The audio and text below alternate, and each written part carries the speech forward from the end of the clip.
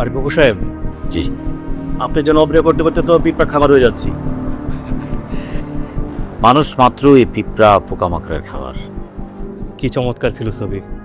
অথচ আপনার মতো মানুষকে এই দুষ্ট লোকজন ঘুষখোর গফুর বলে ডাকে। মূর্খের জাত, জ্ঞানীর কদর করতে একদম জানে না। হ্যাঁ, আমি নিজেও কিন্তু ওই মূর্খদের দলের একজন। তবে আমি নিজে চেষ্টা করতেছি কিভাবে এই জায়গা থেকে বের হওয়া যায়। যাই হোক, এখন বলেন আমাকে কি জন্য ডেকে আনছেন, কি করতে হবে? আপনার কদর করার জন্য। এই যে ঝিলটা দেখতেছেন, প্রায় 500 বিঘা, কত অযত্ন অবহেলায় পড়ে আছে। দেখলে কেমন মায়া লাগে। যে দেশে হাজার হাজার মানুষ রাস্তার পাশে রাত কাটায়, সেখানে এরকম একটা ঝিল অবহেলায় পড়ে থাকবে, এটা স্বাভাবিক না? তবে এই ঝিলে কিন্তু মাছও আছে। কি সুন্দর ফিলোসফি! আপনার এই ফিলোসফি ধরে যদি আমরা আগাই, এই ঝিলটা ভরাট করে যদি এখানে ফ্যাক্টরি করা হয়, শত শত কর্মসংস্থান হবে। আর এই যে আপনি বললেন হাজার হাজার মানুষ রাস্তায় শুয়ে থাকে, তাদেরও তো মাথা গোজাটা ঠাঁই হবে। বিষয়টা মানবিক না?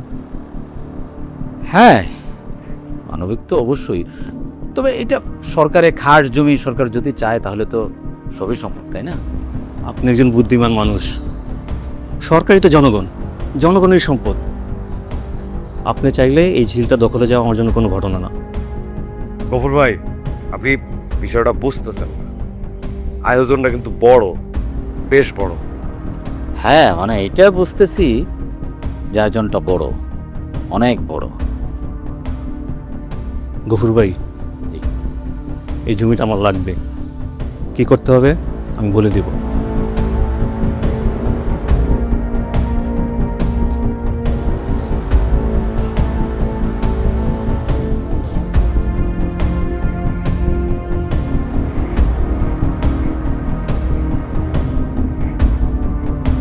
বিশ লাখ।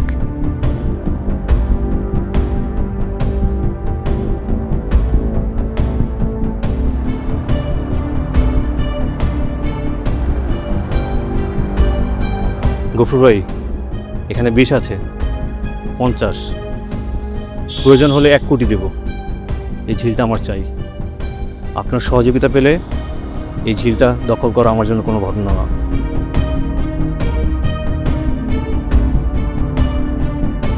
এখন থেকে যখন তোমার এরকম মনে হবে, হ্যাঁ, আমার কথা ভাববা আর মনে করবা যে আমি তোমার পাশে আছি।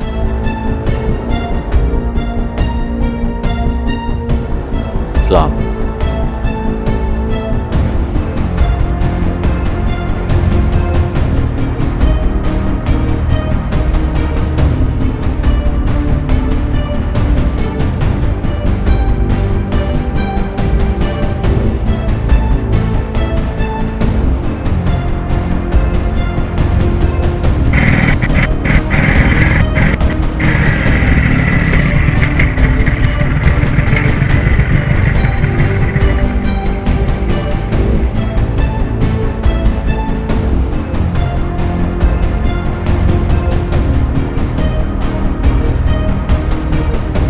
दिमाग 1 कोटी, ये तो 1 कोटी টাকা।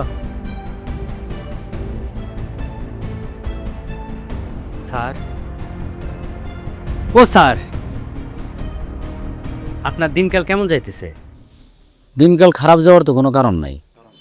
দিনকাল খারাপ যাবে কেন? খারাপ যাওয়ার কোনো কারণ আছে? হ্যাঁ স্যার, আজকে আপনার সাথে যার সাক্ষাৎ হয়েছে, আমাদের সাথেও তার সাক্ষাৎ হয়েছে। প্রত্যন্ত সলিড লোক, আমরা খোঁজ খবর নিয়েছি, ভালো লোক স্যার, পাকা ব্যবসায়ী। স্যার আপনিই বলেন না, আমাদের দেশের কোনো নদী নালা জীবিত আছে? বড় বড় ব্যবসায়ীরা ওই নদী নালা ভরাট করে মিল ফ্যাক্টরি করতেছে। এইটা আর এমন কি স্যার, আপনি আমাদের সিনিয়র, আমরা আপনার জুনিয়র। আপনি একটু বেশি পাইলেন, আমরা একটু কম পাইলাম, এই আর কি। সার্ভিস তো আর আমরা কম দিচ্ছি না স্যার। গফুর ভাই, আসসালামু আলাইকুম। ওয়ালাইকুম সালাম। আরে আমার প্ল্যানের রেনো থেকে এখানে কেমন আছেন আপনারা? ভাই,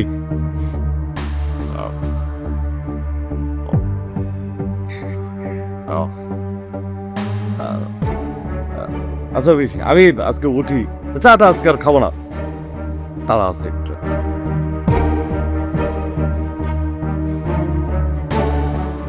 আসসালামু আলাইকুম।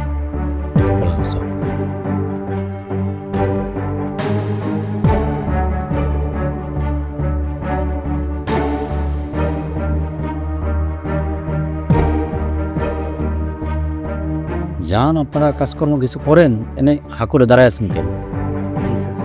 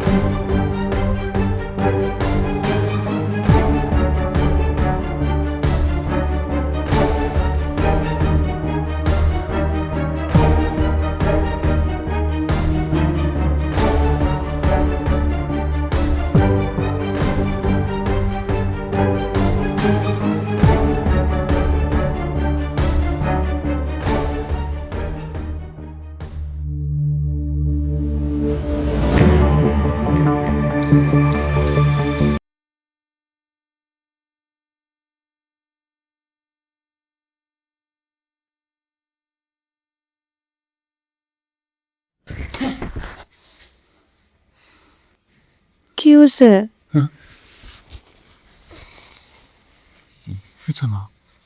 তুমি এরকম ঘামতেছো কেন?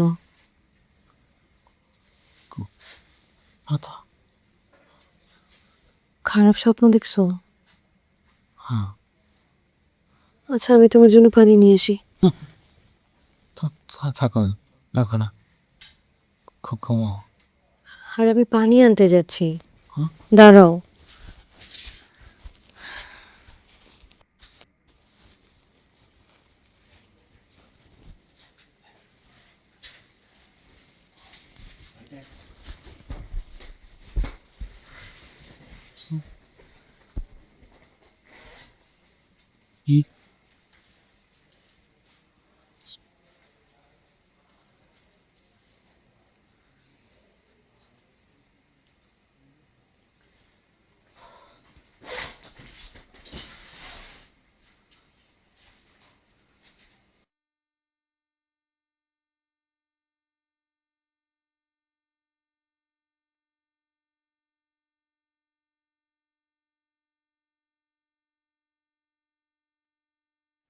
গফুর ভাই, এখানে 20 আছে, 50, প্রয়োজন হলে 1 কোটি দেব।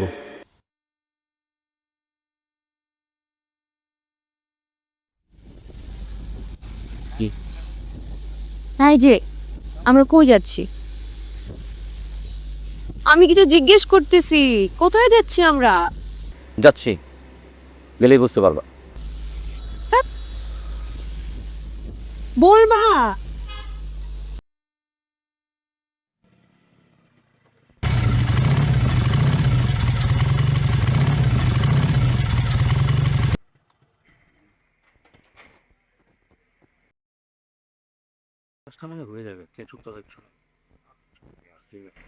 আরে গফুর সাহেব, আসেন আসেন আসেন, আপনার জন্যই তো অপেক্ষা। হ্যাঁ, আমারও ভালো হইলো যে আপনাদের আর খুঁজতে হইলো না। দাও।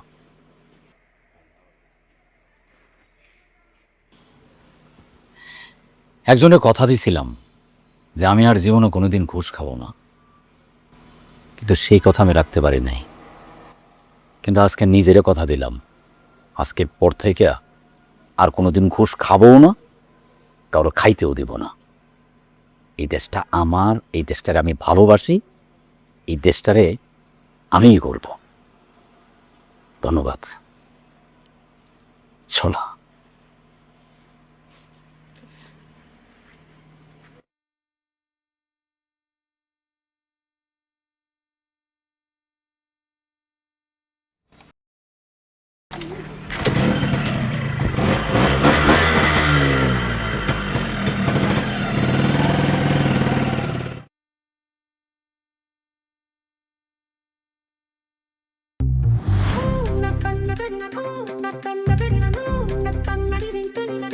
ভালো কাকা না?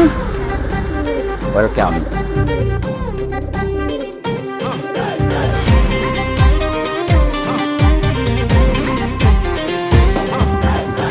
এইবার ফেবার করছে লাখ, মনের দরজা খুইলা যাক। পেয়ারের পায়রাটাকে বাগুম বাগুম বাগ বাগুম বাগ বাগুম বাগ বাগুম বাগুম বাগ বাগুম বাগ বাগুম বাগ, সব ভাইসা যায় যাক।